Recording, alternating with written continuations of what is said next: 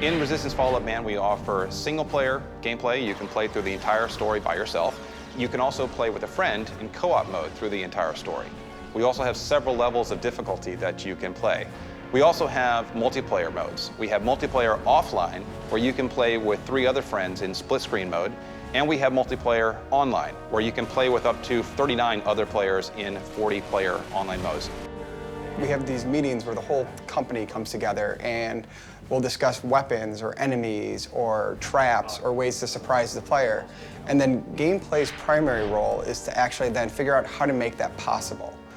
So it's sort of a mixture of creative and feasibility, and how do you bring those two things together?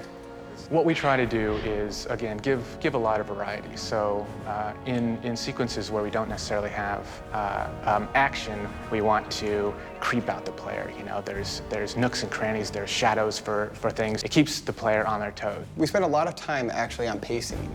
And we play the levels over and over and over again and evaluate and tweak. We track everything. We track how many times the player died, how many times they fired, how many times they hit, how many times they missed. Does the player have an opportunity to duck behind a wall and then pop up and shoot somebody? Or is he going to get cheap-shotted if he tries to do this technique? Of course, it's a first-person shooter, so the emphasis is on shooting. But there are levels where you are by yourself and you are running solo through some of these levels, fighting off hordes of creatures. In other levels, you're fighting within a large group of allies against large groups of chimera. So your tactics differ depending on your situation.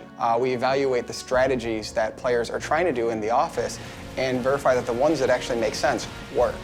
A lot of times what we do requires a tremendous amount of iteration, and it also takes a lot of suggestions and comments from people all across the company.